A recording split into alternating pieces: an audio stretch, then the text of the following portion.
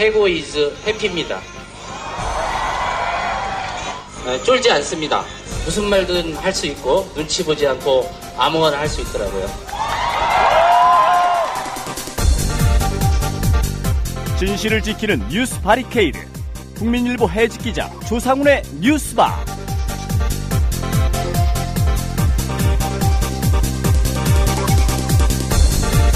청취자 여러분 안녕하십니까? 조상훈입니다. 3월의 첫 번째 월요일 3월 3일 뉴스바입니다. 오늘 아침 뉴스바가 마련한 뉴스 메뉴 소개해드리겠습니다.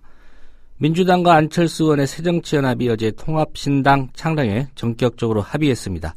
이른바 제3지대 신당 창당입니다. 지방선거 구도는 물론이고 향후 정치권의 전체 일대 지각 변동이 불가피해 보입니다. 오늘 민주당 한정혜 대변인으로부터 민주당과 새정치연합 통합에 대한 얘기 들어보겠습니다. 조선중앙통화일보 계열 종합 편성 채널에 대한 재승인 심사가 이번 달에 있습니다. 편파, 왜곡, 저질 방송 논란에 하루도 자유롭지 않았던 이들 종편, 제대로 된 평가를 받을 수 있을지 주목됩니다. 오늘 이 얘기는 국회 미래창조과학방송통신위원회 소속 민주당 최민희 의원과 함께 이슈 탐험에서 짚어보겠습니다.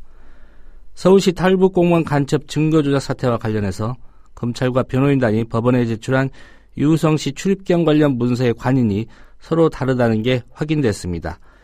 이런 가운데 검찰은 이번 사태의 핵심 당사자인 국정원 소속 이인철 영사를 지난 주말 강도 높게 조사했습니다. 이 뉴스는 오늘 민주사회를 위한 변호사 모임 박주민 변호사와 함께 짚어보겠습니다.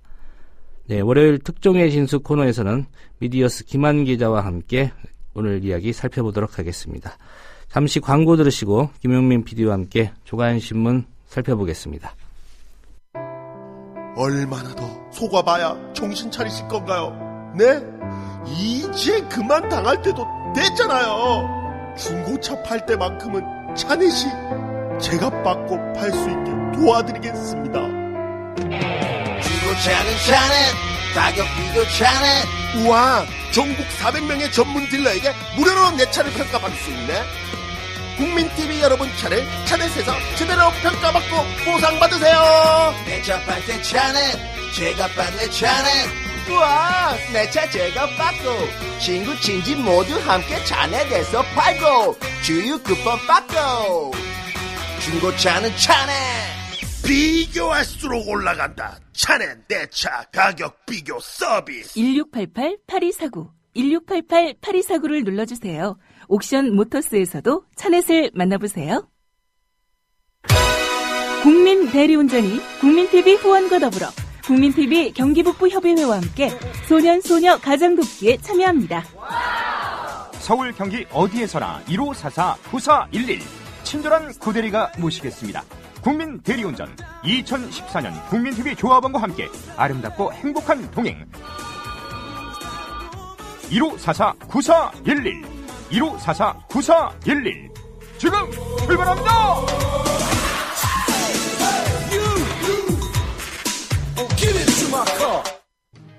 김철기 조합원 신청 광고입니다.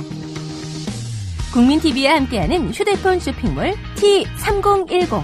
휴대폰 바꿀 때는 조합원이 운영하는 T3010에서 바꾸자. 휴대폰 쇼핑몰 T3010에서는 조합원 및 예비조합원이 휴대폰을 구입할 경우 정상 판매 이익금 중 일정액을 조합원 출자 및 증자 등으로 되돌려드립니다. 조합원이 운영하는 휴대폰 쇼핑의 성지 T3010. 문의는 070-7663-9386 070-7663-9386 검색창에 T3010을 입력하세요.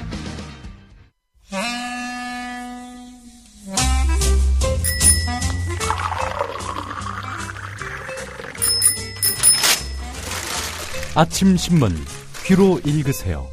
김용민의 조간 브리핑. 네, 주말과 휴일에도 굵직한 뉴스들이 쏟아졌습니다. 조간신문 함께 살펴보겠습니다. 김용민 PD입니다. 네, 안녕하십니까. 예. 자, 민주당 김한길 대표와 새정치연합 안철수 중앙운영위원장이 신당 창당 방식을 통한 통합을 전격적으로 선언했습니다. 파장이 만만치 않습니다. 새누리당과 이익 공동체를 할 수 있는 조선일보, 동아일보의 반응을 안 볼 수가 없습니다. 예. 예. 사실 조선일보, 동아일보의 반응은 곧 현 정권의 심사와 직결된다고 봐도 무리는 아닙니다. 자, 일면의 기사 제목 이렇게 나왔습니다. 조선일보, 안철수 신당 접고 민주당과 합친다. 동아일보, 안철수 새정치 40일 만에 민주 손잡다. 이렇게 되어 있습니다. 예. 안철수 의원의 신당은 이렇게 해서 정리가 되고 결국 민주당과 합치게 됐다라는 그런 제목입니다. 기사 제목부터 이 안철수의 새정치는 무의미해졌다. 먹칠을 가려는 의도가 엿보입니다. 왜 이렇게 제가 넘겨짚느냐. 사설을 보면 그런 내용이 거의 확증되기 때문입니다. 동아일보 사설을 보겠습니다. 제목이 이렇습니다. 야권연대도 모자라 민주당과 야합이 안철수 새정치냐 이런 겁니다. 예. 안철수 위원장이 이 새정치를 기대했던 국민에게 사과 한마디 없이 기초공천 포기 약속 단 하나만을 강조하며 진심으로 약속을 지키고 국민을 두려워할 줄 아는 정당을 만들겠다고 한 입으로 두 말을 했다. 결과적으로 지키지 못할 약속을 남발했고 자신이 구태라고 비판했던 바로 그 한쪽과 손을 잡은 데 대해 얼마나 많은 국민이 공감할지 지켜볼 일이다. 만일 민주당이 안철수 위원장 세력을 끌어들여서 기껏 화장 고치기에 구식이나 불쏘시개 정도로만 이용한다면 미래는 암울하다. 야권 신당 창당이 선거철에 고질적인 야합이 아니라는 걸 스스로 국민에게 입증해야 한다. 극좌 노선이나 친북주의와 결별하고 합리적 중도 개혁 정당으로 거듭나야 한다. 예, 하여간 어수선합니다. 이 논지가요. 조선일보를 보겠습니다. 예. 민주당과 합당하는 안철수 새정치 백기투항 아닌가 이렇게 표현을 했습니다. 지지율이 계속 떨어지고 사람도 모이지 않는 절박한 상황에서 자신이 기득권이라고 비난했던 쪽이 내민 손을 잡은 것이라는 이야기가 그래서 나오는 것이다. 안철수 위원장을 겨냥한 것이죠. 안철수 의원은 민주당 안에서 다음 대통령 선거를 노려보겠다고 방향을 바꾼 듯하다. 만약 그렇다면 구정치에 대한 새정치의 백기투항이라고 불러도 전혀 이상하지 않다. 민주당과 안철수 의원 측은 합당을 선언하면서 약속을 지키는 새정치를 하겠다고 말을 하고 있다. 어느덧 안철수 의원 입에서 나오는 약속이라는 말이 어색하게 들리기도 한다. 그간의 경험으로 보면 이 정당이 선거용 급조 정당인지 여부가 드러나는 데는 그리 긴 시간이 걸리지 않을 것이다. 네. 안철수 의원 새정치 표방에서 지지를 받더니 결국 백기투항한 거 아니냐. 그 민주당은 결국 구태 정당이다. 라는 점을 조선일보하고 동아일보가 무슨 합동 논설 대책회의를 세운 것 같아요. 예. 아주 동일한 논지를 오늘 폈습니다. 안철수 의원의 약속이라는 말이 어색하게 들린다라고 했는데 어색한 정도가 아니라 무색하게 만든 당이 있죠. 지난 대선 공약 건건히 파기한 새누리당 아니겠습니까? 예. 중앙일보도 사설을 좀 살펴볼까요? 놀랍게도 중앙일보의 논지는 조선동아와 결이 확 다릅니다. 자, 중앙일보, 물론 이제 안철수 의원이 서둘러 새정치의 텐트를 걷고 민주당이라는 구건물로 도피했다는 비판이 나오는 것이다라고 힐난은 했습니다만은 예. 찬사를 보냈어요. 한겨레보다도 한 발 더 나간 찬사의 논지가 있습니다. 민주당과 안철수의 통합은 공익에 이바지하는 측면도 있다. 안철수 의원 측은 부인했지만 6월 지방선거에서 새정치연합이 민주당과 야권연대, 즉 후보 단일화를 할 가능성은 여전히 존재했다. 후보 단일화는 현실적으로 일어나기는 하지만 원칙적으로 유권자의 선택을 왜곡하는 편법이다. 만약 새정치연합이 일부 지역에서라도 후보 단일화를 받아들이거나 아니면 그것을 둘러싼 논란이 가열되면 이는 정치에 혼란을 주는 일이 될 것이었다. 안철수 신당 세력이 인물이나 정책 면에서 별 차이가 없으니 차제 민주당과 합치는 게 정도, 옳은 길이란 주장도 만만치 않았다.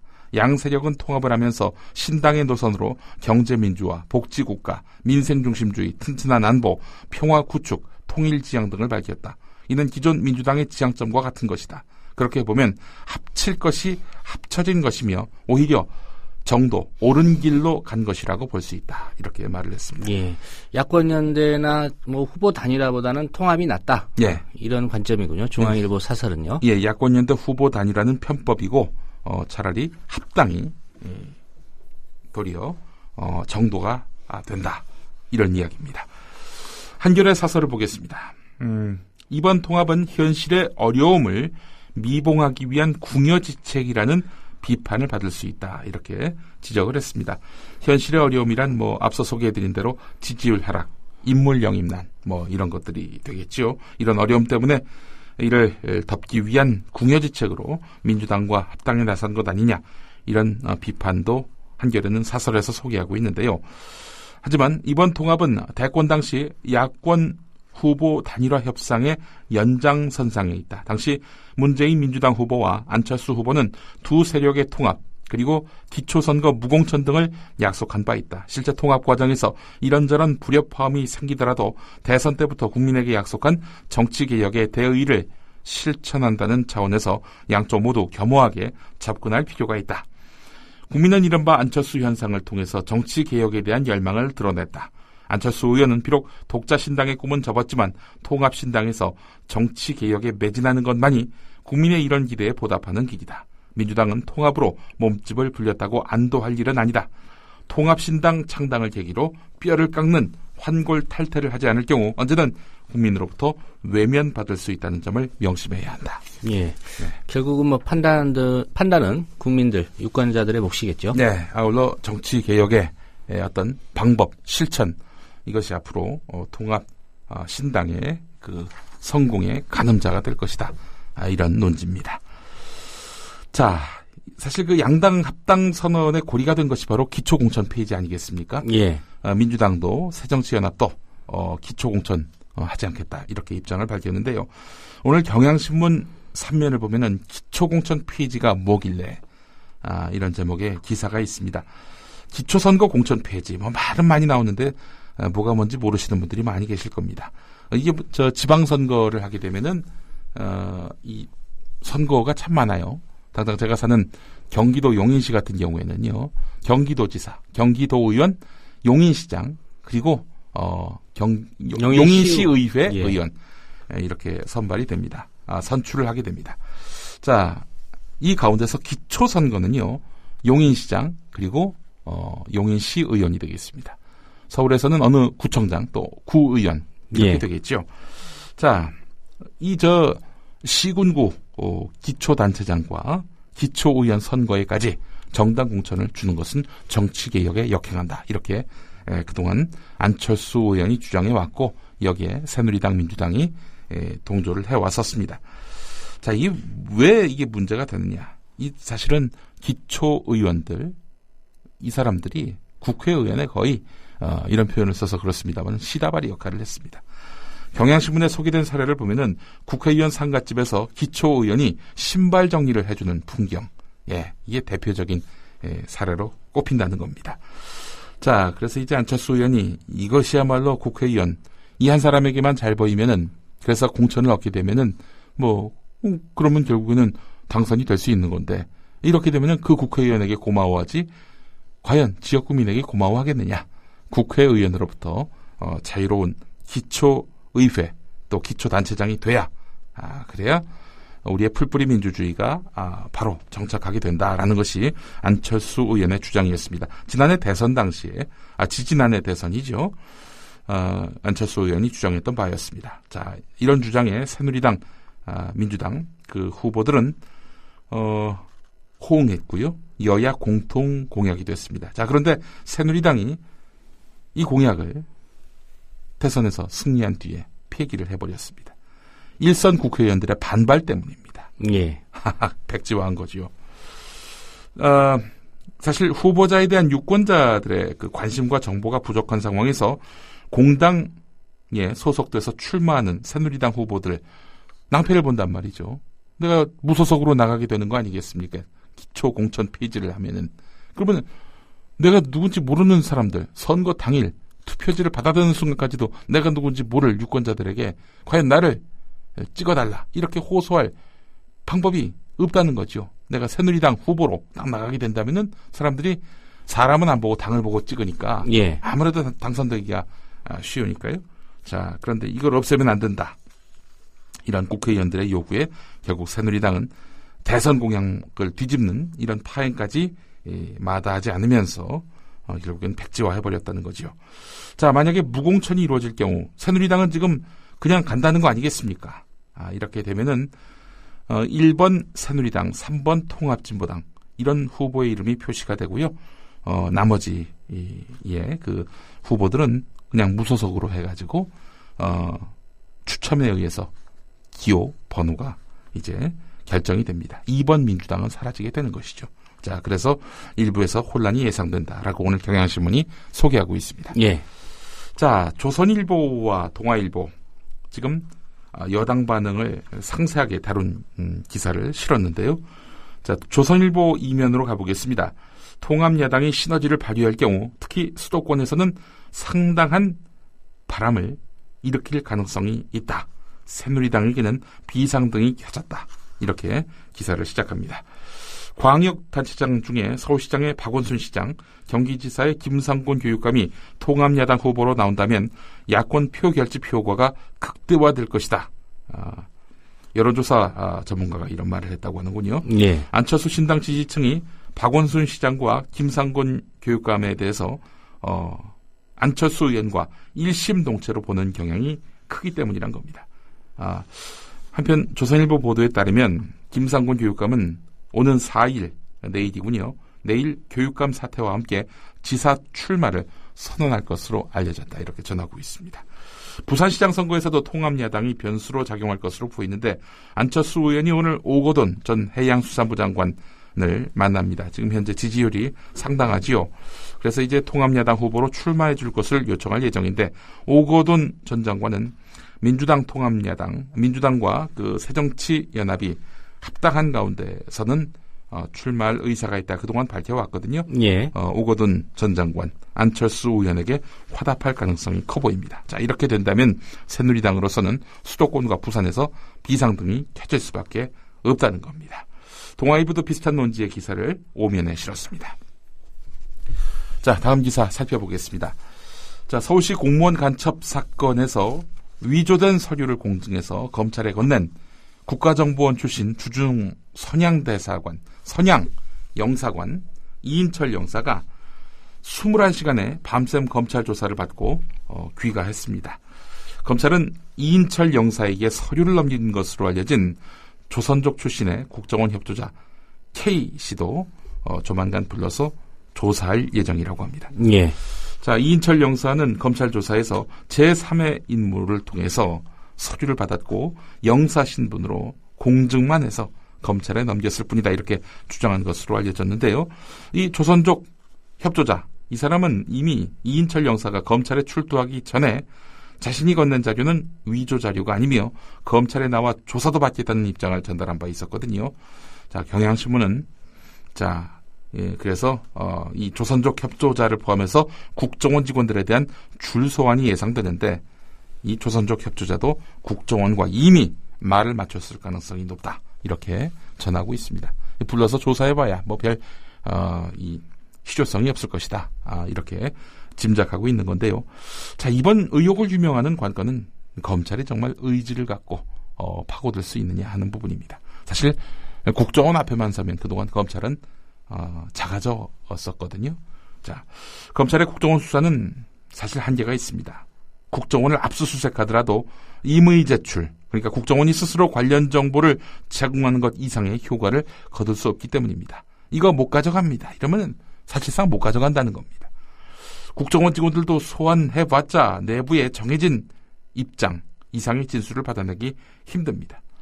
이건 단적으로 국정원 선거 개입 특별수사팀이 트위터 대선 개입 의혹을 수사하기 위해서 국정원 직원들을 불렀지만 대부분 묵비권을 행사한 바 있거든요. 예.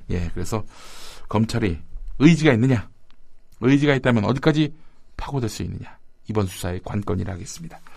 국정원 수사에 협조를 해야 됩니다. 오늘 한겨레 팔면을 보면은 그동안 얼마만큼 이 사건과 관련해서 농단을 피워왔는지 국민 앞에서 말이죠. 그 관련한 내용이 있습니다. 민변이 지난 14일에 검찰이 법원에 낸 중국 공문서 3건은 모두 위조됐다는 중국 정부의 그 회신서를 공개할 때만 하더라도 국정원은 문서를 입수한 절차와 내용에 아무런 문제가 없다면서 이게 진본 맞다. 자기들이 내놓은 것이 진본 맞다라면서 자신감을 드러냈습니다. 사흘 뒤 민주당 의원들이 국정원을 항의 방문했을 때도 마찬가지였습니다. 자, 그런데 지난달 18일과 21일 국정원의 주장과 상반된 내용이 국회에서 터져나왔지요. 외교부 장관이 유성 씨의 출입경 기록과 관련해서 중국 공문서 2건에 대해서 우리가 정식으로 발급 요청한 것이 아니다. 우리와 무관한 문서다. 이렇게 얘기했단 말이죠. 예. 자, 상황이 이렇게 되니까 국정원은 말을 바꿨습니다. 이인철 영사도 문서를 전달하기만 했고 문서 입수는 다른 직원들이 했다라고 이렇게 밝히고 있는데요. 자, 이 입장이 바뀌었습니다. 전에는 이게 진본이고 이거 확인하는 과정 전혀 문제 없었다. 이거 있는 그대로 믿어도 된다라고 해놨는데 외교부가 슬쩍 발을 빼니까 국정원 같은 경우도 이거는 그냥 우리는 전달을 했고 입수도 우리 책임 아래 있지 않았다. 라면서 말을 바꿨습니다. 애초부터 다른 직원하고 조선족 협조자를 얘기를 했으면 네. 이런 논란이 없었겠죠. 글쎄 말입니다. 예. 자, 이런 가운데 지난달 28일에 대검찰청이 문서 감정 결과를 내놓았는데 이 도장이 이게 위조된 것이다 라고 밝혔습니다. 그러자 국정원 이번 어떻게 나왔느냐. 문서 감정 결과를 못 믿겠다. 대검을 못 믿겠다. 이렇게 지금 밝히고 있습니다. 중국이 여러 개의 도장을 쓰고 있다라는 식의 변명을 하고 있는데요. 자, 범죄자도 이쯤 되면은 불구속 기소를 할 사안을 구속 기소하게 됩니다. 그렇지 않습니까? 말을 이렇게 바꾸고 신빙성도 없이 일방적인 주장만 펼치고 있는 이런 사람 붙잡아 놓고 수사를 해야 되는 거 아니겠습니까? 네, 무엇보다도 증거를 인멸할 우려가 있기 때문에요. 네, 그렇습니다. 이 국정원의 오락가락 변명 이거 상당히 문제가 많다라는 오늘 한겨레 8면 기사도 상당히 주목됩니다. 국정원을 겨냥한 기사가 또 하나 더 있습니다. 한국일보 8면 기사입니다. 자, 국정원이 이번 유우성 씨 남매를 수사하는 과정에서 기본적인 형사소송법 절차를 제대로 지키지 않은 사실을 적시해서 지적하고 있습니다. 자, 법조계에 따르면은 국정원은 유우성 씨의 간첩 혐의를 입증할 유일한 직접 증거였던 여동생의 진술을 받아내는 과정에서 이 여동생에게 진술 거부권을 고지하지 않고 이렇게 조서를 작성했습니다. 이런 식의 파행 조서를 법원에 제출했다가 결국 증거 채택이 불발되고 말았습니다. 예. 유우성 씨를 조사하는 과정에서도 변호인으로부터 법률적 도움을 받을 수 있다는 사실을 알리지 않았습니다. 변호인 조력권을 고집하지 못한 유우성 씨는 변호인 입회 없이 일주일 동안 조사받아야 했습니다. 법률 전문가들은 이런 형사소송법 절차를 무시한 국정원의 행태를 납득하기 어렵다는 반응을 보이고 있는데요. 한 부장판사는 초임 형사도 이런 초보적인 실수는 하지 않는다. 이렇게 말을 했습니다. 검찰에게 책임이 없느냐? 검찰도 수사 과정에서 국정원이 절차를 제대로 준수했는지 인권 침해 요소는 없었는지 제대로 따져야 했는데 이를 소홀히 했다는 그런 비판으로부터 자유롭지 못합니다. 관련한 기사를 한국일보 8면에서 찾아보시면 발견하실 수 있습니다. 마지막 기사입니다. 한겨레 10면 기사인데요. 밀린 월세 70만 원을 남기고 세상을 뜬 세 모녀의 비극. 한국 사회의 큰 파장을 이야기했습니다. 자, 성인이 되고 나서도 스스로 생계를 책임지지 못하는 분들 적지 않거든요. 예. 이런 자녀에게 현재 기초생활제도는 아무런 도움을 주지 못하고 있습니다. 근로 능력이 없는 성인 자녀에 대한 지원책, 이게 마련돼야 한다는 것이 복지 전문가들의 이야기고요. 무엇보다도 빈곤층이 아무리 어려운 처지에 놓였더라도 누가 가서 나 좀 도와주세요 이러겠습니까? 스스로 신청하지 않는 경우가 많고요. 이번에 돌아가신 분들도 그러했습니다.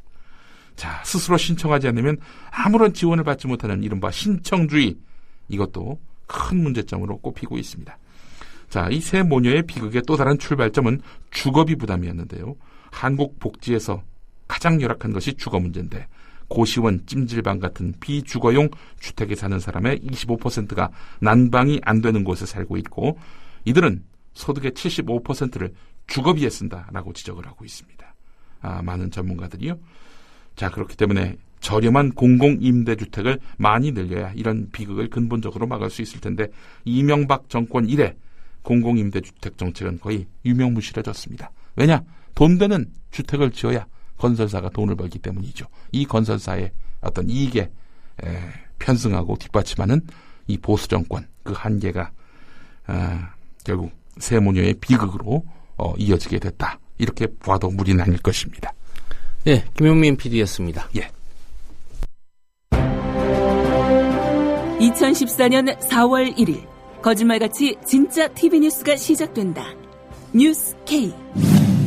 진실을 흐리는 편파 논평, 담합과 관행을 부르는 출입기자 제도, 관료적 조직, 계층과 서열이란 기존 뉴스 제작 시스템 혁파. 뉴스의 새로운 역사를 쓸 뉴스 K. 2014년 4월 1일 국민TV 개국과 함께 찾아옵니다. 매일 밤 9시 진짜 뉴스를 기대해주세요.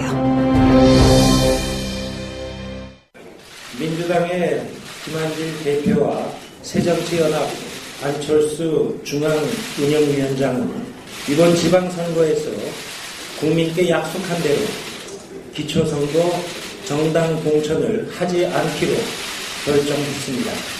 정부와 여당은 대선 때의 거짓말에 대한 반성과 사과를 하지 않고 오만과 독선으로 가득 차 지방선거를 앞두고 또다시 국민을 기만하고 있습니다.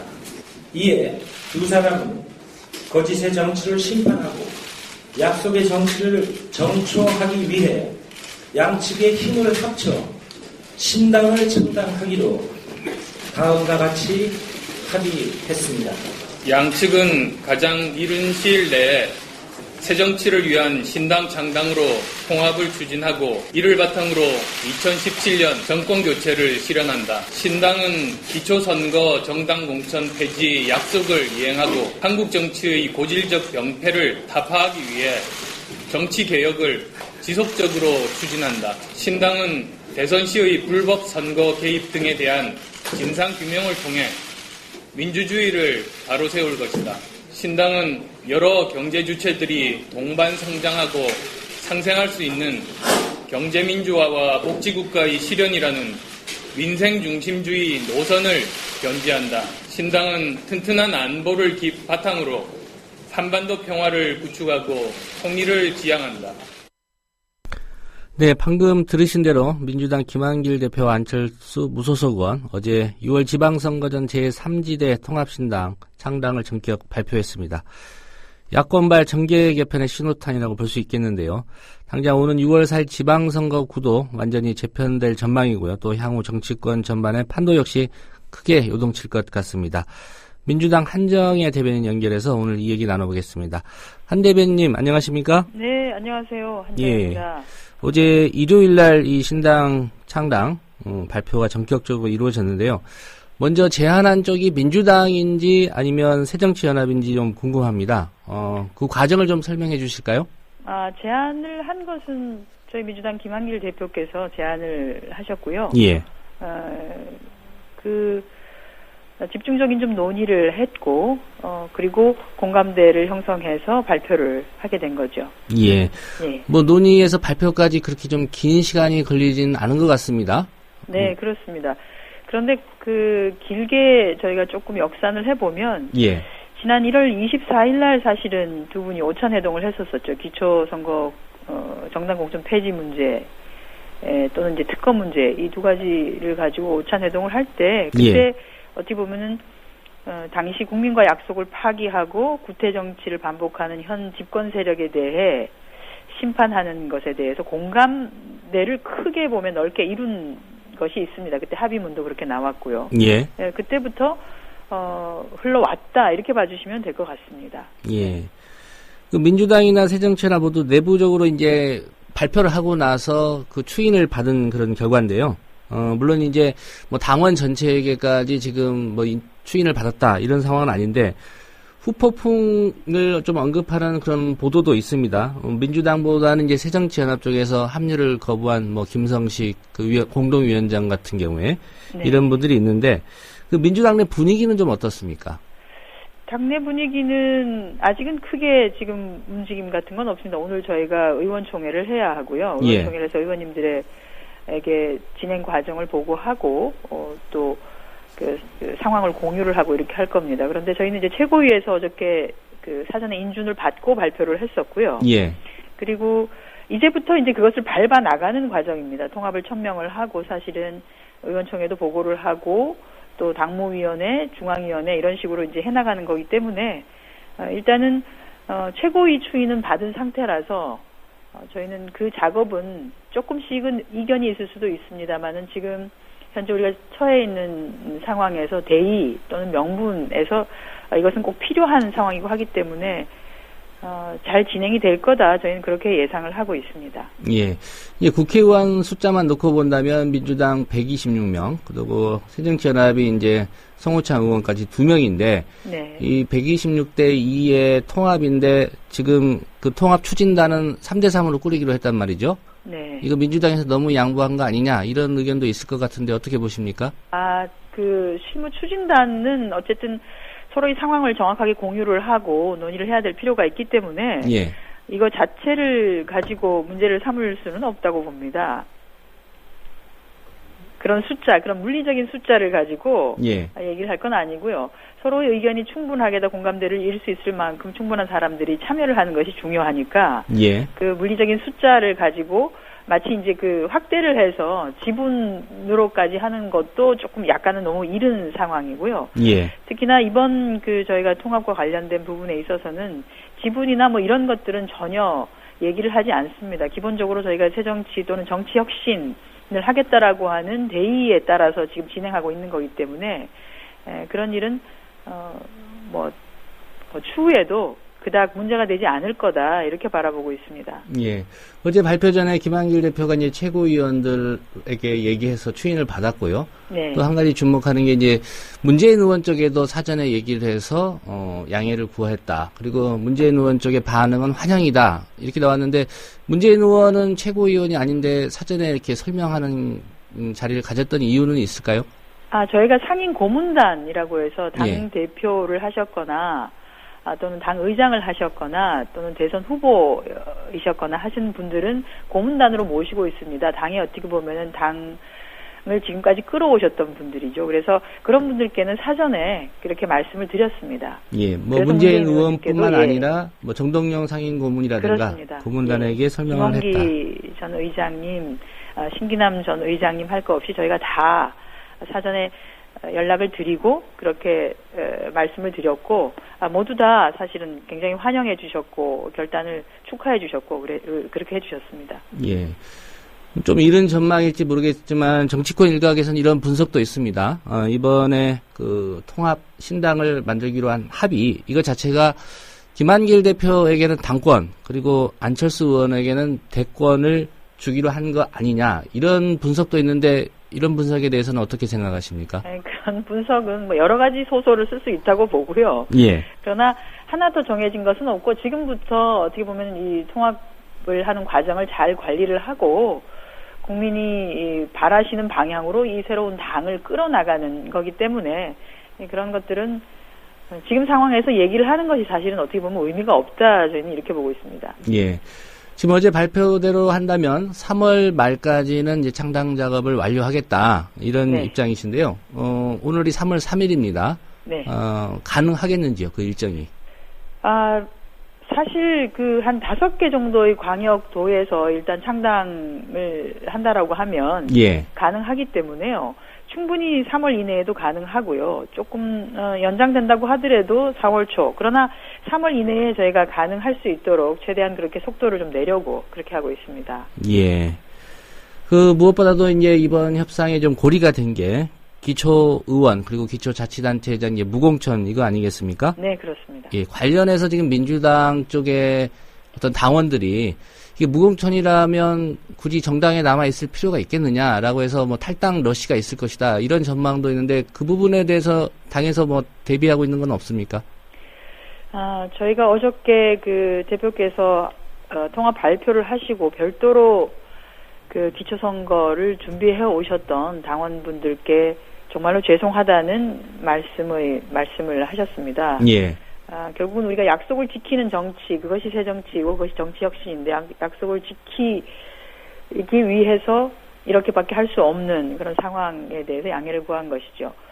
저는 이제는 오히려 새누리당이 여기에 대해서 답을 해야 된다. 모든 야권들이 이렇게 기초선거에서 무공천 하겠다라고 나온 시점에 새누리당도 그러면은 대국민과의 약속이었던 기초선거에서의 무공천 부분 어떻게든 표를 하는 것이 맞다라고 보고요. 예.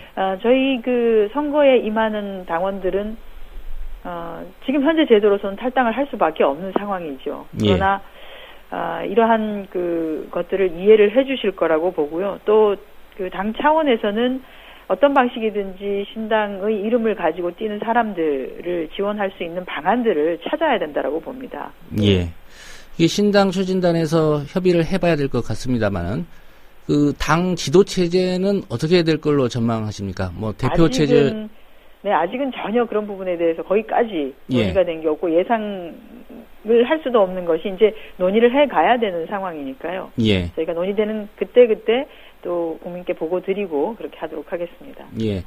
또 특별히 언급된 게 지난 대선에서 국가기관 선거 개입한 거 이거 계속 이슈화하겠다 이런 부분 합의된 걸로 알고 있습니다. 이게 지방선거 전까지 대선 개입 특검 이슈화할 예정이시고 또 가능하다고 보시는지요?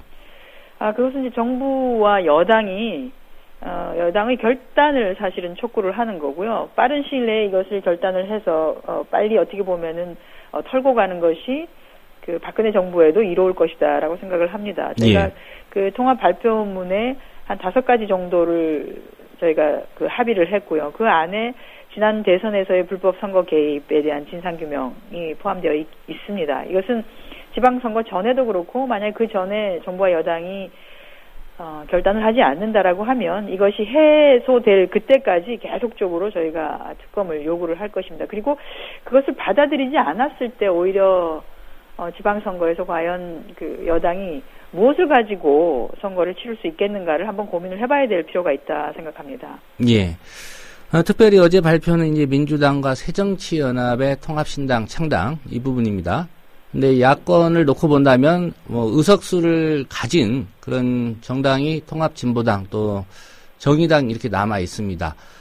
그 통합의 어떤 확대 이런 차원에서 정의당이나 통합진보당 고려하고 계십니까? 아직까지 거기는 나가 있지 않고요. 통합진보당과의 부분은 실무 차원에서도 그 통합의 대상으로는 지금 보고 있지 아니하고요. 그러나 진보정의당의 경우에는 일단은 논의를 해볼 수 있다 이런 것 같습니다. 예. 네. 통합진보당은 고려하지 않고 있고 정의당 같은 경우는 논의할 수 있다 이 정도는 생각하고 있으시다는 말씀이네요. 네네. 예. 네, 오늘 말씀 고맙습니다. 네, 감사합니다. 네, 지금까지 민주당 한정혜 대변인과의 인터뷰였습니다. 국민TV 법인조합원 이노피스 신청 광고입니다. 잉크, 토너, 프린터, 복합기, 복사용지, 사무용품 전문 쇼핑몰 이노피스. 이노피스에서는 잉크와 토너를 보다 저렴하게 구매할 수 있습니다. 이노피스에서는 당신이 찾는 모든 전산 사무 제품을 구매할 수 있습니다. 조합원 운영업체로 품질, 가격 모두 믿을 수 있는 이노피스. 홈페이지는 이노피스몰. 네이버에서 이노피스몰을 검색하세요. 문의 전화는 1899-2324, 1899-2324입니다. 안녕하십니까. 유기농 채소농사꾼 남강장문입니다. 채소 주문은 010-8009-7320, 010-8009-7320으로 해주시고요. 농장 안내는 다음 블로그에서 남강장문으로 오시기 바랍니다. 채소는 저에게 주문하시고요. 이번 주부터는 경남 지역 조합원 여러분이 생산하고 있는 농작물을 하나씩 소개해드리겠습니다. 거창조합원 김태경님이 생산하는 거창 민들레 사과를 소개해드립니다. 사과 농사는 농약이 엄청 들어가는데 거창 민들레 사과는 저농약 인증을 받았습니다. 제초제와 비대제 착색제를 사용하지 않았고요. 해발 650에서 700m 사이 고냉지에서 생산하기 때문에 아삭하고 단단한 과육의 맛이 기가 막힙니다. 다음 카페에서 거창 민들레 사과 농장을 찾으시거나 010-7256-9431, 010-7256-9431로 연락 주시기 바랍니다. 감사합니다. 상조업에도 영혼이 있다면 귀신을 두려워 안고 뛰어드는 용기와 어떤 고객의 불평에도 상처받지 않는 강인함, 차갑지만 약한 자를 감싸 안는 따뜻함을 가졌을 것입니다. 다른컨대 우리 라이프 상조는 가장 완벽한 상조입니다. 여러분이 가입하신 헤비시 프로를 국민TV에 후원하겠습니다. 가입하실 때 국민TV에 후원해달라고 말씀해주세요. 1600-3267 앞뒤가 다른 1600-3267 우리라이프 상조 홍대리였습니다.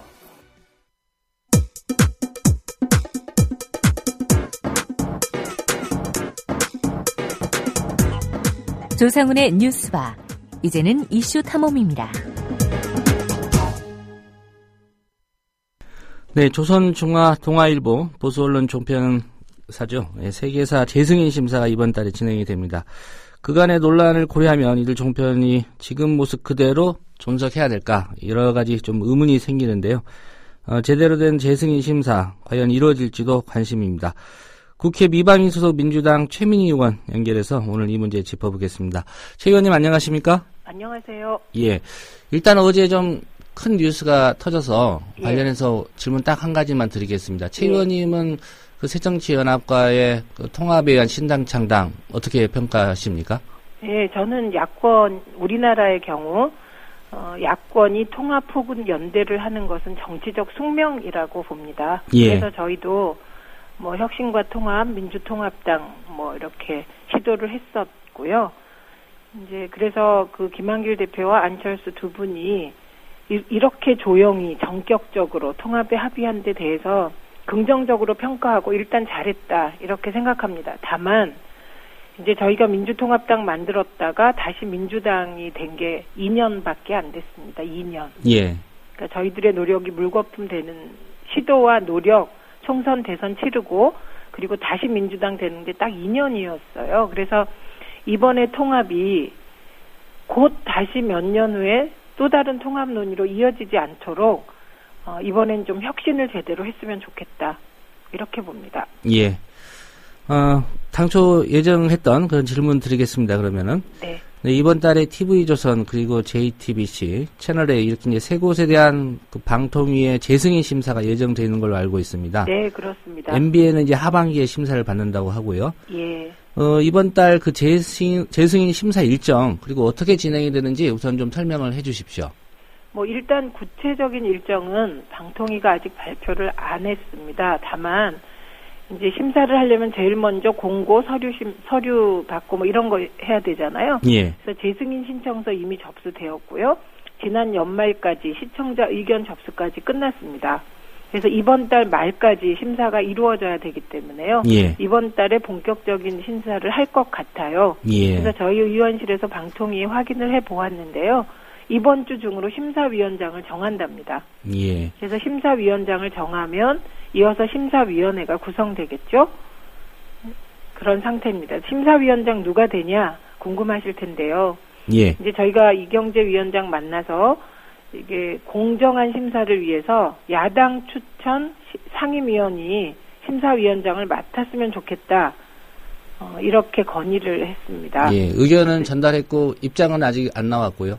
일단 이제 만날 때는 긍정적인 답변이었는데 예. 결과는 두고 봐야 될 것 같습니다. 예. 그래서 심사위원회가 구성되면 제일 먼저 세부 심사 기준을 마련해야 합니다. 이제 작년에 방통위가 이제 대체로 이러이러한 기준으로 심사한다는 큰 틀을 마련해 놓았는데 이거를 구체적으로 이제 확정해야 되는 거죠. 예. 그래서 3월 중순경에 아마 4일 동안 심사위원들이 합숙을 하게 될 것 같습니다. 그리고 비공개 심사를 거친 뒤에 방통위가 전체 회의를 열어서 의결하게 되죠. 예. 그 지난주에 제3기 방통위 상임위원 가운데 3명이 이제 확정이 됐는데요. 예. 요 선임 결과가 이번 종편 심사 재승인 심사에도 좀 영향을 줄 거라고 보시나요? 일단 이분들의 임기는 3월 25일이고요. 예. 예, 종편 재승인 심사는 3월 말까지 마무리가 되어야 하거든요. 그러니까 이제 이분들이 심사에 영향을 준다고는 볼 수 없죠. 그러나 다만 이제 여야가 이러이러한 분을 추천했다. 그리고 특히 이제 이번 달 안에 그리고 이번 주 안에 청와대 추천목 두 분이 결정됩니다. 예. 그러면 대강 방향은 알 수 있겠죠. 이제 지금 3명 된 분은 국회 추천목이에요. 예. 그러니까 이제 국회 추천목보다는 대통령 추천목이 나와야 대통령이 어떤 생각을 하고 있는지 저희가 짐작할 수 있을 겁니다. 예. 그 청와대 결정에 따라서 이경재 위원장의 연임 여부 이것도 같이 결정이 됩니까? 그렇죠. 그러니까 방통위원이 5명인데 예. 3명은 국회에서 2명은 대통령이 하고요. 대통령이 지명하는 2명 중에 1명이 위원장이 되는 겁니다. 예. 그 이경재 위원장의 연임 가능성 어떻게 전망하십니까? 지금까지는 7대3으로 연임하시지 않을까 추측해 봅니다. 7대3 정도로요? 네. 예. 그 지난달 중순에는 최 의원님을 통해서 방통위가 종편 3사의 심사위원 결격사유에 해당한 인사명단 제출할 네. 것을 요청하고 또 종편 3사는 명단을 제출했다 이런 내용의 일부 언론 보도가 있었습니다. 그렇습니다. 예, 이 얘기는 자세히 풀면 어떤 내용입니까? 그러니까 방통위가 재승인 심사 기본 계획을 의결했잖아요. 예. 그런데 이때 심사위원이 될 수 없는 자격 기준을 정했습니다. 그 내용이 종편사의 임직원 등 특수관계자 당연하죠. 예. 그다음에 주주 당연하고요. 각종 자문위원, 그다음에 시청자위원을 지금 하고 있거나 역임한 사람, 그다음에 종편에 고정적으로 기고하거나 출연하는 사람, 예. 그리고 종편이 사업 승인을 받을 때 사업 계획서 작성에 관여한 사람 이렇게 기준을 정했습니다. 그런데 이제 이런 사람들이 수가 많을 거잖아요. 그렇겠죠. 그러니까 이거를 각 종편들에 이런 데 해당하는 사람들 명단을 제출해 이렇게 요청을 했던 겁니다. 예. 근데 이제 이게 제가 방송위원회에서 일을 해봤지만 그러니까 종편들이나 해당 방송사, 그러니까 규제 대상의 명단을 제출하라고 하는 경우는 사실 이례적입니다. 예. 그건 평소에 방통위가 다 확보하고 있었어야 하는 거죠. 이제 그러다 보니 이게 뭘까? 이게 혹시 어떤 다른 목적이 있는 게 아니야? 하는 오해를 불러 일으켰던 사건입니다. 예, 심사 대상에게 그 명단을 제출하는 것 좀 모양새가 그렇네요. 이게 이제 행정 편의주의죠, 일종의. 예. 이제 평소에 방통위는 이제 제허가 심사도 있고 여러 가지 심사를 거치게 되기 때문에 이제 이런 결격사유 명단이라든지 심사위원이 될 만한 인재풀의 명단은 가지고 있어야 하는 거죠. 예. 얼마 전에 국책연구기관입니다. 정보통신정책연구원이 이제 종편 시청자 만족도, 예, 결국 1위를 했다고 나온 이 동아일보가 좀 크게 보도를 했었는데요. 예. 채널 A가 1위를 차지했고, 또 MBC보다 높은 점수 받았다, 이런 결과 발표됐습니다. 뭐 예. TV조선이 가장 낮았다, 이런 내용도 있었는데요. 예. 요 결과에 대해서는 어떻게 평가하십니까? 근데 이제 저는 일단 정보통신정책연구원이 왜 이런 조사를 하면서 세금을 쓰는지 좀 이해할 수가 없습니다. 가장 문제되는 거는요. 이 정보통신정책연구원의 종편 시청자 만족도 조사의 패널이 예. 종편을 보는 사람들인 겁니다. 조사 대상이요? 예, 그런데 예. 그러니까 종편이 지금 뭐 몇몇 프로그램이 약진함에도 불구하고 시청률이 1%대 초반이에요, 평균이. 그러니까 요 1%대 초반의 시청률에 머물러 있는 종편 시청자를 대상으로 하다 보니 예. 당연히 이 조사 결과는 종편들에 대해서 우호적인 조사가 나오지 않겠습니까? 예. 왜냐하면 99% 정도의 시청자는 종편을 방송으로 인정하지 않고 안 보고 있기 때문에 열성 종편 지지자들을 대상으로 하는 조사에서 나온 이런 결과는 별 의미가 없다고 봅니다. 예. 그러니까 채널A 같은 경우는 정말 그 5.18 북한군 개입설을 끝까지 주장하는가 하면 김대중 대통령을 김일성의 간첩이다 뭐 이런 주장, 그리고 온갖 허위 왜곡 막말, 이게 저질 편파 방송으로 지목받고 있고 방심위 규제도 아주 많이 받았습니다. 그런데 1위를 하는 기현상이 벌어진 거죠. 예. 그런데 방통위가 실시한 방송평가에서 채널A는 종편 중에 꼴찌를 했었습니다. 예. 또 기관에 따라서 다른 결과가 나오기도 했군요. 예, 그렇습니다. 예. 민주당 공정언론대책특위가 있습니다. 이번 예. 주 목요일 국회에서 종편 특혜 해소와 제대로 된 재승인 심사를 위한 토론회 개최하는 것으로 알고 있는데요. 예. 특별히 재승인 심사 앞두고 이게 종편 좀 제대로 알아야 된다, 이런 차원에서 마련하신 건가요? 예, 무엇보다 중요한 건 방통위의 심사가 공정하게 이루어지도록 우리가 감시하고 있다. 아주 많은 관심을 기울이고 있다. 예, 저는 이런 메시지를 주는 게 가장 예. 중요하다고 생각했습니다. 예. 그리고 이제 그 외에 아직 아까 말씀드렸듯이 재승인 심사의 큰 기준은 나와 있지만 세부적인 심사 기준은 심사위원들이 만드는 거거든요. 그래서 저희가 이런 토론회를 하고 나면 그 심사위원들께 저희 토론회 결과를 정리해서 전달할 생각입니다. 예. 그러니까 방통위에 전달해서 방통위로 하여금 전달해 달라고 요청해야 되겠죠? 절차는. 예. 뭐 제대로 된 승인 심사 이루어져야 된다 이런 입장이시니까 네. 물론 이제 심사야 그 심사위원회에서 할 것 같지만요. 네. 하겠지만요. 네. 그 최 의원님 개인적으로 생각하시기에 이런 정도의 심사 결과는 나와야 된다라고 혹시 생각하시는 부분이 있습니까? 이제 그러니까 저희가 지난해 문제 제기를 해서 종편들이 시정명령이라는 걸 많이 받았습니다. 과징금도 받았거든요. 예. 그런데 종편들이 승인 조건을 이행하지 않아서 시정명령을 받았고 시정명령을 이행하지 않아서 과징금 처분을 받았어요. 그런 일이 있었습니다. 그거에 대한 각 종편들이 해명서를 보내왔는데요. 한결같이 뭐라고 써 있었냐. 처음에 종편을 한두 개 승인해 줄 줄 알았다. 예. 그런데 4개나 승인하다 보니 이게 광고 시장에서 우리가 살아날 길이 없다. 그러니 승인 조건을 이행하기가 어려워도 봐달라. 이런 내용이었습니다. 예. 이게 종편들뿐만 아니고 이경제위원장도 종편을 너무 많이 허가했다. 그래서 이런 경쟁이 심하다 보니 저질 막말 방송이 나온다. 이런 얘기를 했어요. 예. 그러니까 이런 구조주의적인 관점에서도 사실은 종편 한두 개는 탈락해야 되는 거죠. 전체적인 방송의 수준 향상을 위해서. 그리고 또 하나는 저희가 이제 몇몇 종편들에 대해서 꾸준히 여러 가지 문제점을 취재해서 밝혀놓은 게 많이 있습니다. 저희 의원실에서 채널 A에 대해서는 주주 구성의 문제점에 대해서 지속적으로 파헤쳤고요. 예. 그 부분에 대해서 채널 A가 반론을 제기하지 못했습니다. 인정했다는 얘기네요. 네, 그래서 예. 저희가 그 주주 구성의 불건전성에 대해서 검찰에 수사 의뢰를 해놓은 상태이거든요. 예. 이런 모든 것들이 반영되어야 한다고 생각합니다. 예. 뭐 기본적으로는 한두 개 정도는 뭐 시장 그 논리로 보더라도 좀 없어져야 된다. 이런 입장이시고요. 예. 그리고요. 이제 더 중요한 건 한두 개가 탈락하지 않으면 종편의 극우 상업주의, 저질 막말 방송이 그냥 관행으로 굳어지게 됩니다. 이게 무서운 거는요. 예. 종편이 이렇게 저질 막말 선정 방송을 해버리면 전체 방송의 질이 떨어진다는 겁니다. 예. 종편이 너무나 편파적으로 보도를 하니까 지상파도 편파적인데 쟤들보단 우리가 낫지 않냐. 이런 인식이 생기게 되면 정말 우려할 만한 결과가 올 거라고 봅니다. 예. 마지막으로 KBS 수신료 인상과 관련해서 한 가지 질문 드리겠습니다. 네. 1,500원 올리겠다는 건데요. 이게 네. 결국 국회에서 이제 논의를 해야 되지 않겠습니까? 네, 그렇습니다. 예.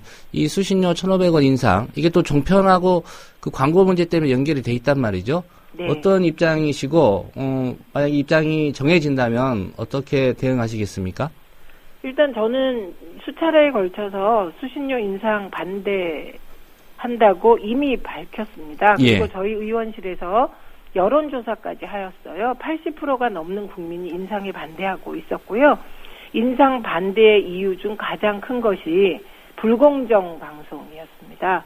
그리고 얼마 전에 KBS 임직원의 평균 연봉이 1억 원이 넘는다는 보도가 나왔고 그 결과에 따라 수신료 인상 반대 여론이 압도적으로 높습니다. 예. 그런데 이게 방통위가 의결해서 국회로 넘어오면 이게 일단 저희 미방위에 상정이 돼야 됩니다. 그리고 미방위에서 상정하고 나면 법안심사 소위에서 논의를 하고 전체 회의 의결을 하게 되는데요. 예. 법안심사 소위가 여야 동수입니다. 그래서 저희 당이 반대하면 수신료 인상안이 처리될 수가 없습니다. 그리고 저희 당은 지금 반대 입장이 확고합니다. 예. 수신료 인상에 대해서는 확고한 반대 입장 민주당이 네. 갖고 있다는 말씀입니다. 네. 예, 오늘 말씀 고맙습니다. 네, 고맙습니다. 예, 지금까지 종편 재승인 심사 그리고 KBS 수신료 문제와 관련해서 국회 미방위 소속 민주당 최민희 의원과 얘기 나눠봤습니다. 대통령에게 누나라고 부를 수 있는 윤석열 새누리당 원내수석부대표의 민주당, 새정치연합 합당 추진선언에 대한 총평. 예상은 하셨겠지만 야권의 새정치라는 것은 원래부터 없었습니다.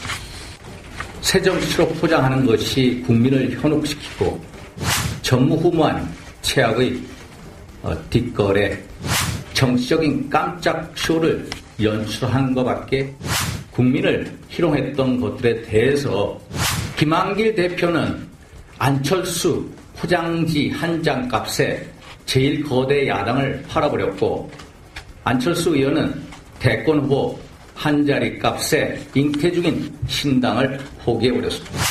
하루아침에 멀쩡한 제일 거대 야당이 문을 닫아도 되는 건지 또 제일 거대 야당이 1인 정당에 흡수가 될 수가 있는 건지 새정치라니 또 민주주의라니 이런 말을 입에 담을 수도 없게 됐습니다. 과도 정치, 뒷거래 정치가 어둠의 시대를 자초하고야 말았습니다. 안철수 의원은 계산 빠른 정치공학의 아이콘, 양치기 정치인의 아이콘이 되어버렸습니다. 최악의 뒷거래라고 말한 윤상현 새누리당 의원의 말. 전무후무한 최악의 뒷거래. 그런데 현대사는 최악의 뒷거래로 1990년 1월 내각제 개헌, 차기 대권 미략 등으로 합당한 민정, 민주, 공화당의 민자당 합당을 꼽는데 당시 당사자들의 말을 들어보면 먼저 박태준 민정당 대표위원. 온건 민주세력 결집 선언은 우리의 시대적 명령이자 국민의 여망이라고 생각합니다. 그리고 2000년대의 희망찬 국가 발전을 위해서는 40여 년을 끌어온 소모적 해결 정치를 이 시점에서 반드시 청산되어야 하며 그런 점에서 이번 선언은 세 분들의 성역자적인 안목에 의한 대영단이라고 하겠습니다. 김영삼 민주당 총재. 그래 우리 세 사람은 앞으로 우리 국가의 경영에 대해서도 공동의 책임을 지는 것이다. 그렇기 때문에 대단히 무거운 책임을 우리 세 사람이 공동으로 진다 하는 그런 합의를 봤습니다. 김종필 공화당 총재. 어떤 일들은 어떻게 전개를 해 들어가야 국민들의 기대에 부응할 수 있느냐 하는 문제를 놓고 신당이 결성이 됐을 때 정책으로서 국민 앞에 제시가 될 겁니다. 훗날 새누리당으로 이어지는 민자당 사람들은 결코 민정, 민주, 공화, 3당 합당에 대해서 이런 평가를 내리지 않았습니다. 국민을 현혹시키고 전무후무한 최악의 뒷거래, 정치적인 깜짝 쇼를 연출한 것밖에 국민을 희롱했던 것들에 대해서 새정치라니 또 민주주의라니 이런 말을 입에 담을 수도 없게 됐습니다. 과도 정치, 뒷거래 정치가 어둠의 시대를 자초하고야 말았습니다.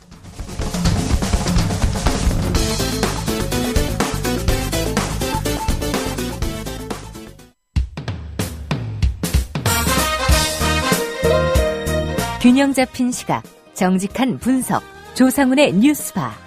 이어서 초대석으로 만납니다.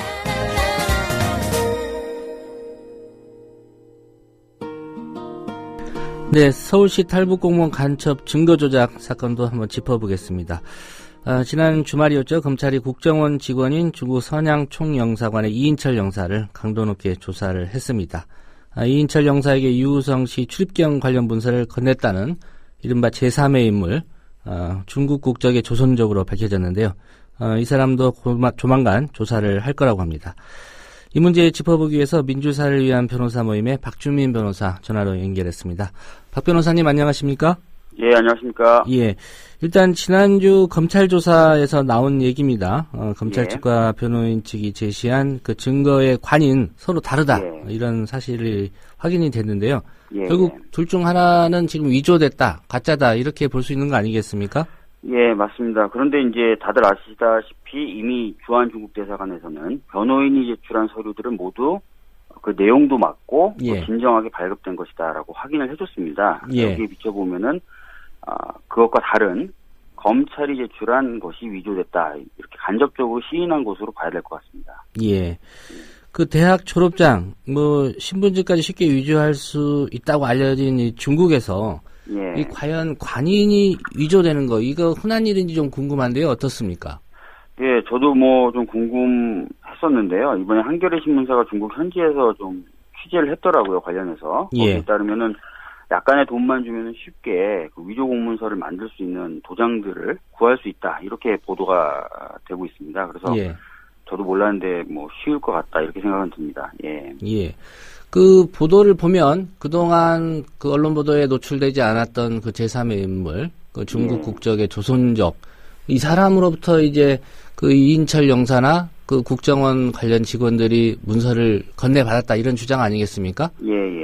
애초부터 국정원은 왜 이런 사실을 공개하지 않았을까요?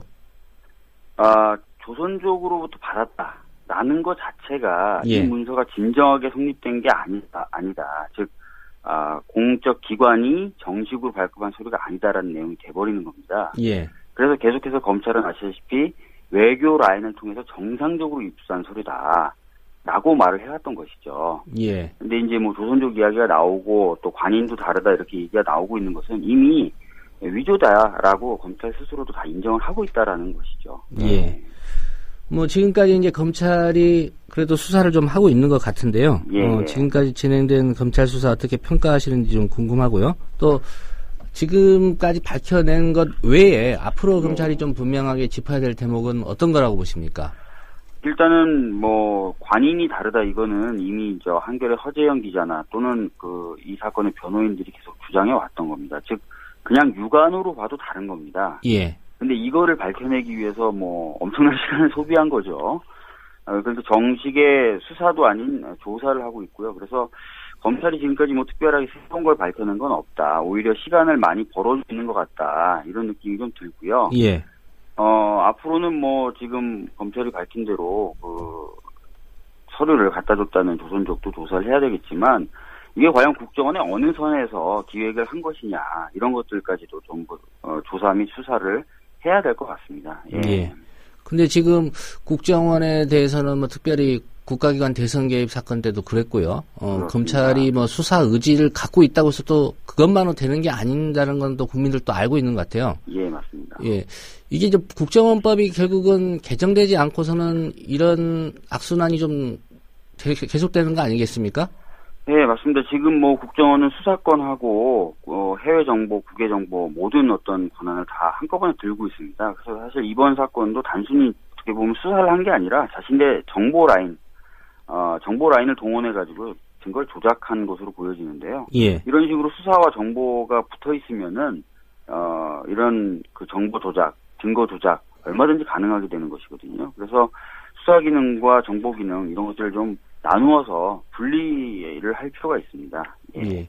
이번 사건만 보더라도 국정원 개혁은 뭐 임시국회 2월에는 충분히 성과를 못 냈지만은 지속적으로 좀 이루어져야 될 것 같군요. 예. 예. 그 재판 상황을 보면요, 재판부의 예. 입장은 그런 것 같습니다. 이번 증거 조작 그 사건 수사 결과와 좀 별개로 예. 재판을 일정대로 진행하겠다 이런 입장인 것 같은데. 그 유성 씨 항소심 재판 진행 상황은 좀 어떤지요? 예, 뭐 방금 말씀하신 것처럼 검찰의 진상 조사와는 상관없이 재판을 진행하겠다라고 재판부가 지금 여러 차례 입장을 밝히고 있고요. 예. 그래서 3월 28일 날 마지막 기일을 끝으로 공판 절차는 마치고 예. 4월 정도에 아마 그 유무죄에 대한 선고를 하게 될 것 같습니다. 선고를 하면서는 당연히 이번에 이제 검찰이 제출했던 3건의 공문서의 위조 여부에 대해서도 법원이 입장을 밝힐 것으로 그렇게 보여집니다. 예. 그 민변 입장에서는 항소심 재판 결과, 물론 1심에서 이제 간접혐의 부분은 무죄를 받았기 때문에 유지될 것이다 그렇게 생각하실 텐데, 어떻게 전망하십니까?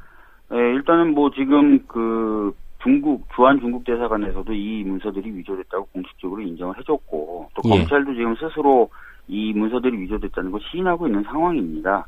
그렇기 때문에 당연히 이제 무죄가 나올 거라고 생각하고, 다만 이제 재판부가 좀 정치적 고려를 하지 않고 판결문에도 이 서류가 위조된 것으로 보이면 당연히 위조된 것이다라고 적시를 좀 해줬으면 좋겠다는 게 저희 민변의 바람입니다. 예.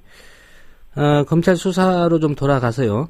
지난 28일부터 한 21시간 동안 중국 선양 그 영사관 이인철 영사, 뭐 국정원에서 파견된 분이다 이렇게 알려져 있는데, 밤샘 조사까지 한 걸로 이렇게 돼 있습니다. 지금 이 이인철 영사 같은 경우에 참고인 신분입니까? 아니면 피의자 신분인가요? 지금 현재는 아까도 말씀드렸듯이 수사가 아니라 조사를 하고 있습니다. 예. 그렇기 때문에 당연히 피의자 신분은 아닌 거고요. 예.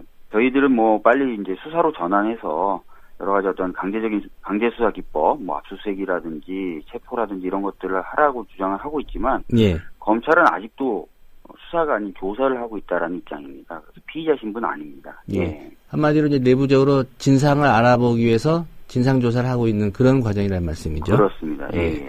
그렇다면 그 언론 보도를 통해서 나왔지만 그 유우성 씨의 출입경 관련 자료 그리고 해당 문서 건네줬다는 이른바 조선족 K씨의 정체. 예. 뭐 이것도 지금 자세히 파악된 건 아니겠네요. 예, 뭐 전혀 뭐 파악된 건 아니고요. 다만 이제 검찰 쪽에서 나오는 이야기는 그 해당 조선족인을 조선족 사람을 불러다가 조사할 계획이다라고 얘기를 하고 있어요. 예.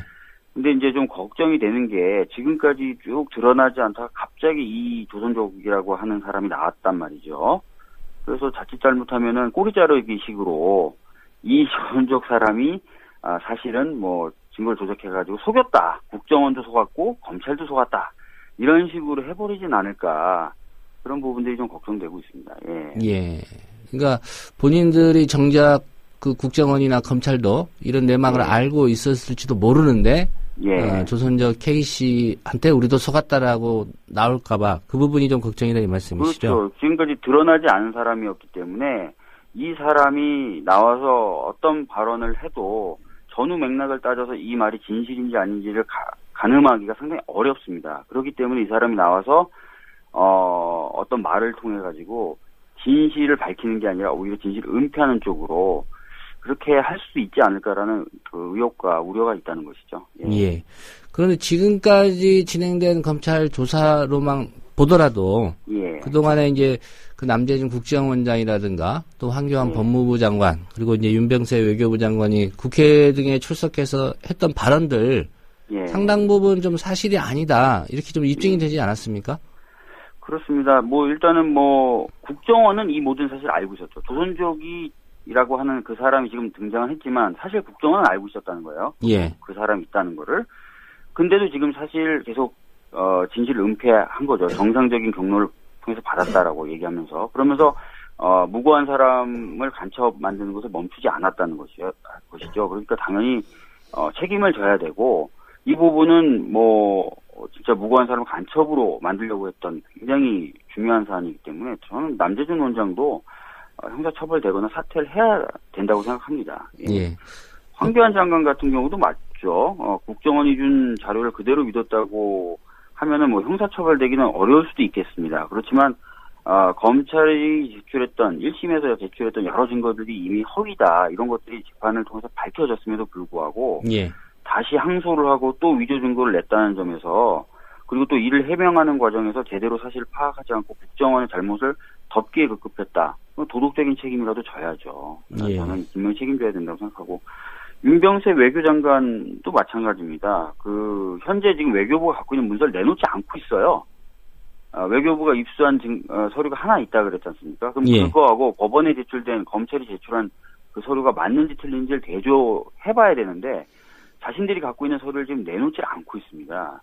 이거는 어떻게 보면 진실을 은폐하고 있고 은폐하는데 큰 역할을 하고 있다는 것이거든요. 저는 법적 책임, 윤리적 책임, 도덕적 책임 다 져야 된다고 생각합니다. 이 부분에 있어서는. 예.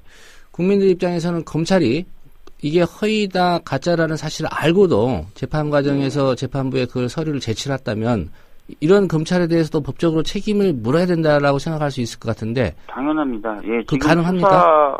수사에 관여되어 있었다거나 지금 공소 유지를 하고 있는 검사들도 당연히 책임을 물어야 되고요. 오히려 지금 이 사람들은 유우성 씨 재판에 관여하면 안 됩니다. 오히려 피의자 신분이 돼야 되는 사람이에요. 당연히 일단 이 사건에서 배제를 한 다음에 이 사람들을 상대로도 강도 높은 조사를 해야 됩니다. 그렇기 때문에 특검이 필요한 거죠. 검찰을 수사하기가 어려우니까. 어쨌든 지금 이 사건 조사와는 별개로 유우성 씨에 대한 재판은 3월 28일이 마지막 기일이고요. 4월쯤에는 선고가 있을 것이다. 이런 상황인데 뭐 국민들 입장에서는 그 재판 결과도 뭐 이 사건 증거 조작 부분에 대한 것과 좀 깊이 관련이 있기 때문에 관심을 안 가질 수밖에 없을 것 같습니다. 문제는 이제 검찰의 자체 조사 결과라는 게 주한 중국 대사관의 그런 입장을 어떻게 좀 명확하게 반박할 수 있을 수도 있겠다. 그런 우려도 갖고 있거든요. 예. 최종적으로 좀 검찰 자체 조사 결과 어떻게 나올 거로 예상하십니까? 그러니까 저는 이미 이제 검찰이 위조를 시인했기 때문에 위조가 안 됐다라고 얘기하기가 어렵습니다. 그 얘기는 사실도 그렇거니와 또 중국이 저렇게 적극적으로 나서고 있는 상황에서 뭐 다른 입장을 취하기도 어렵겠죠. 그런데 가장 빠져나가는 방법은 아까 말씀드렸듯이 갑자기 나타난 이 조선주 K씨. 사실은 이 사람이 다 한 거다. 우리는 그냥 속았다. 우리를 멍청하다고 욕할지언정 우리가 이런 일을 꾸몄다고 하지 말아라. 이렇게 빠져나갈 수가 있다는 거죠. 그래서 그런 부분에 대해서 관심을 가지고 좀 지켜봐야 될 것 같습니다. 예.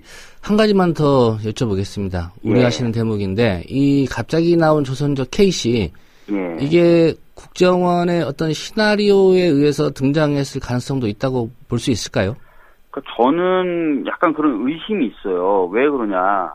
사실은 굉장히 지금 검찰이 눈으로 봐도 뻔히 보이는 그 관인의 다름 이걸 밝히는 데만 일주일 이상의 시간을 썼단 말이죠. 그리고 수사를 안 하고 계속 조사라는 표현을 쓰면서 뭐 적극적으로 움직이질 않아요. 시간을 계속 벌어주고 있는 건데 그러다 갑자기 이 조선조 K씨가 나온 거죠. 왜 그랬을까라는 생각을 계속 안 해볼 수가 없는 거죠. 어쨌든 국정원이 다루는 문제에는 항상 의혹 그리고 풀리지 않는 의문들이 좀 많이 있는 것 같습니다. 잘 지켜봐야 될 것 같고요. 오늘 말씀 고맙습니다. 감사합니다. 지금까지 서울시 탈북공무원 간첩 증거조작 이 사건과 관련해서 민주사를 위한 변호사 모임의 박주민 변호사와 얘기 나눠봤습니다. 국민TV 라디오를 지지해주시는 방법. 팟빵 홈페이지에서 총 4가지를 클릭해주세요. 다운로드하기, 별점 주기, 구독하기, 댓글 달기. 기억하셨죠? 다운로드하기, 별점 주기, 구독하기, 댓글 달기. 더 좋은 방송을 위한 최고의 응원. 다운로드하기, 별점 주기, 구독하기, 댓글 달기.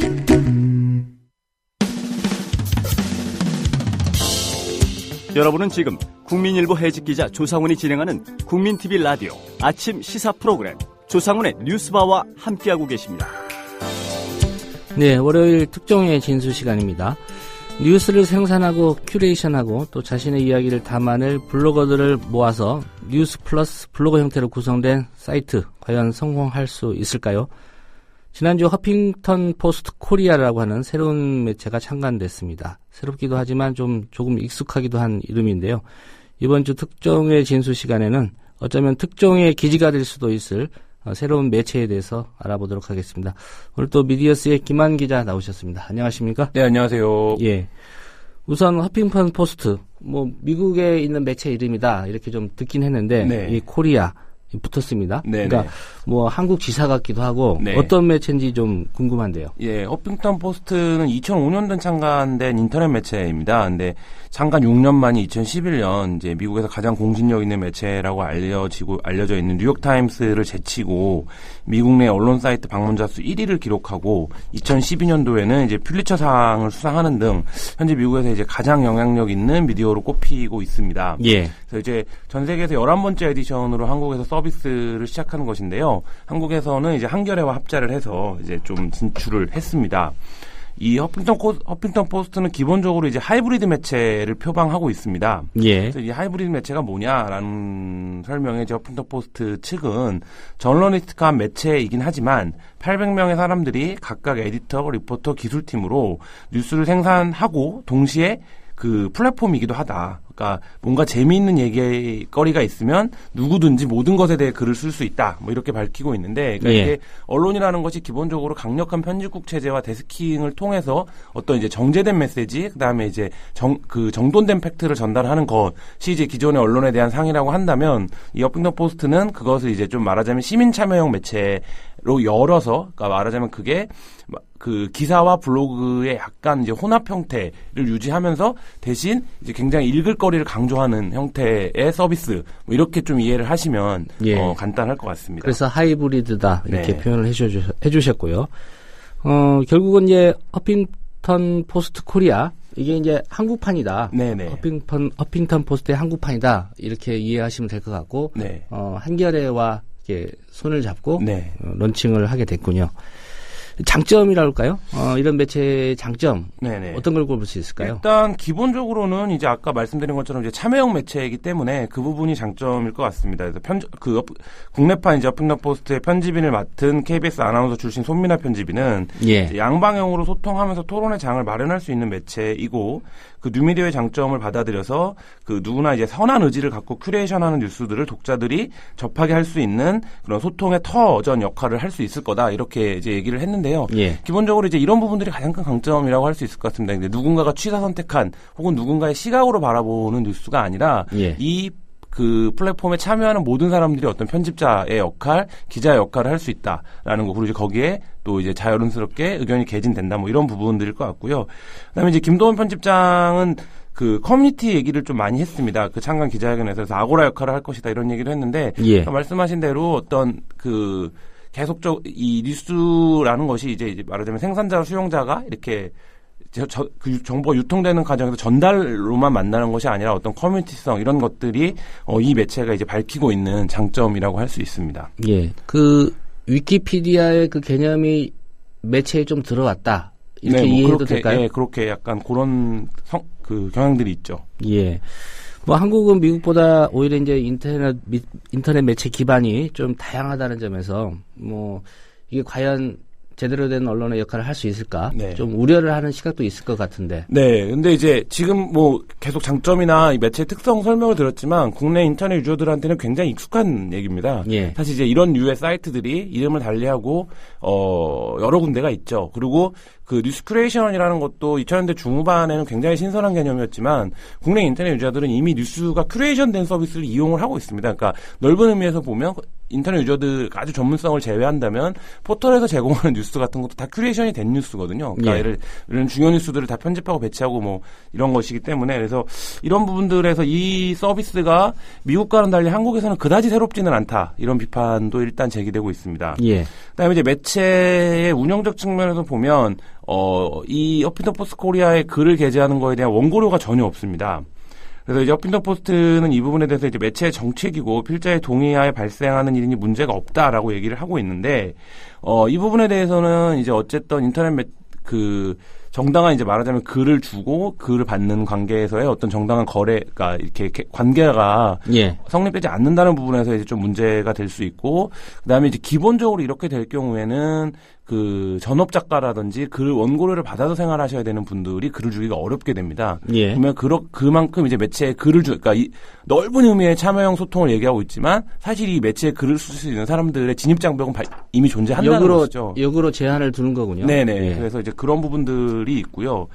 그다음에 이제 그래서 또 이런 부분도 있습니다. 그러니까 기술적으로는 굉장히 새롭다고 얘기하지만 내용적으로는 좀 한국에서는 낡은 플랫폼의 느낌이 난다는 거죠. 그러니까 기본적으로 형태가 이제 우라카이라고 하는 그 이제 말하자면 기사를 이제 짜깁기 한 기사들 플러스 그 블로거스피어에 기반한 플랫폼인데 사실 이제 이런 매체들이 한국에서 말하자면 시민은 기자다라고 모토로 시작한 오마이뉴스가 2000년에 시작을 한 건데 지금 이제 벌써 15년 가까이 세월이 흘렀는데 사실 이제 그때 초기 플랫폼이랑 거의 흡사하거든요. 그러니까 말하자면 그 전문적인 기자가 아닌 사람들이 글을 게재하고 그다음에 일부 기사들을 편집국에서 소수의 편집국 기자들이 이제 직접 취재가 아닌 이제 그 여러 가지 소스들을 해서 이제 기사를 내는 형태이기 때문에 사실 이런 부분들에 대해서 파괴력이 어느 정도 있을 것이냐 뭐 이런 부분에서 약간 좀 회의적인 시각도 있는 것도 사실입니다.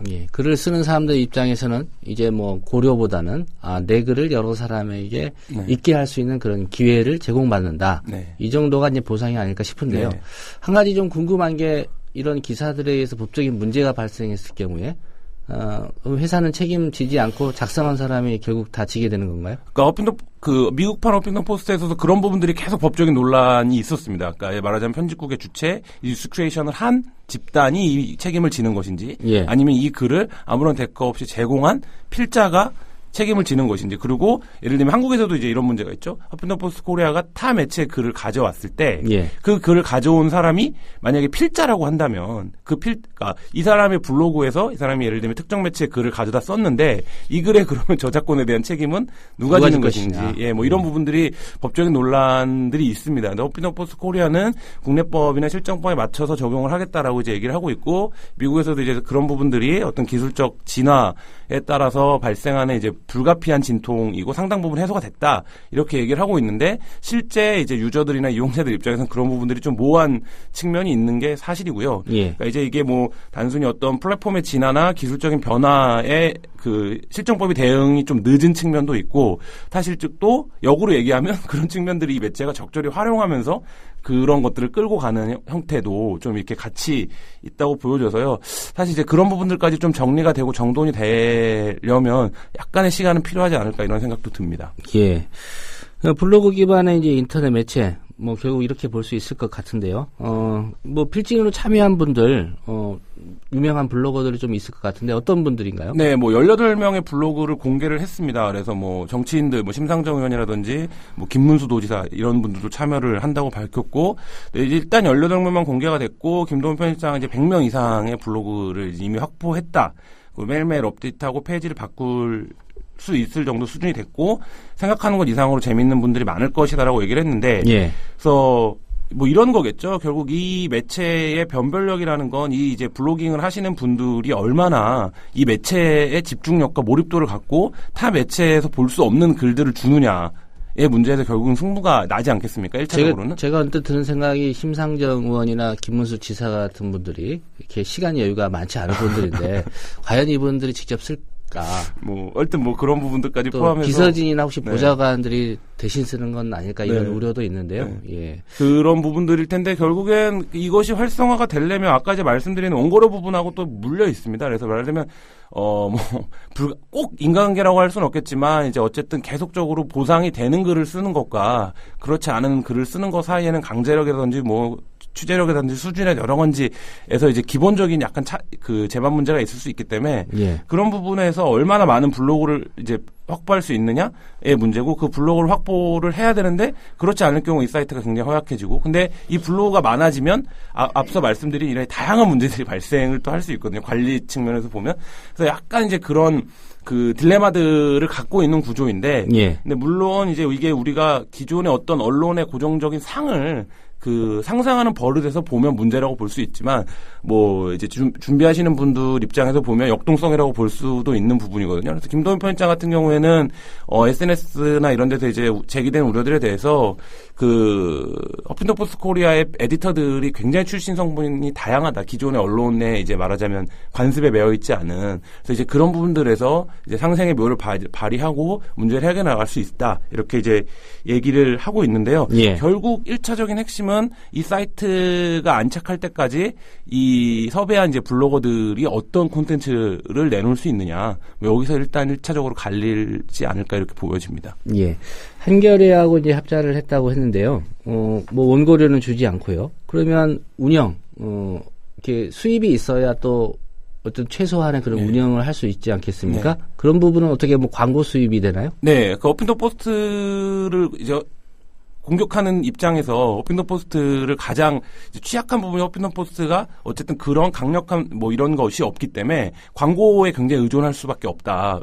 기본적으로 뭐 이런 부분이고, 그래서 일부 혹평하는 사람들은 신자유주의에 최적화된 형태의 매체다. 그러니까 말하자면 아주 힘 있는 광고를 주는 힘 있는 집단과는 맞서지 못하고 그 외에 이제 다른 이야기들을 주로 끌고 가는 형태가 될 수밖에 없다. 장기적으로 보면 뭐 이런 비판이 제기되고 있는데요.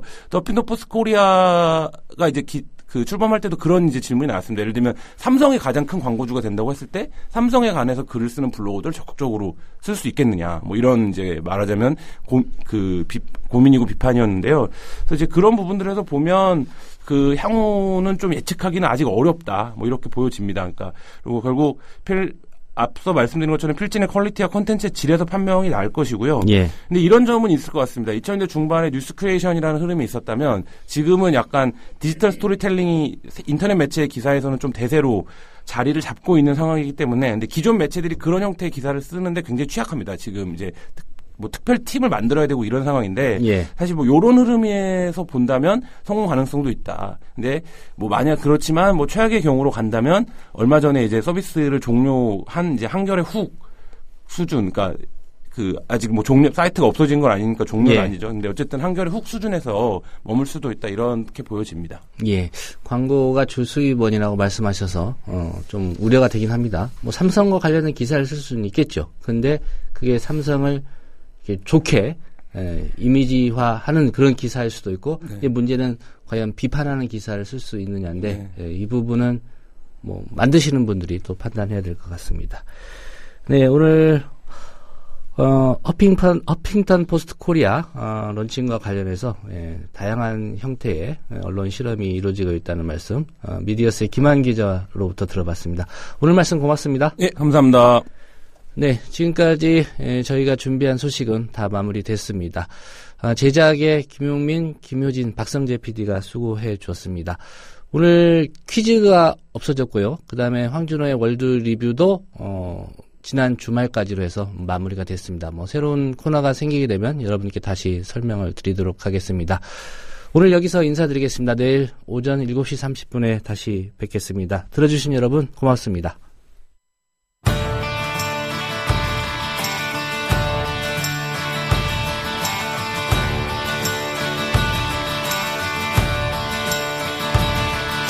There's something wrong with the world today.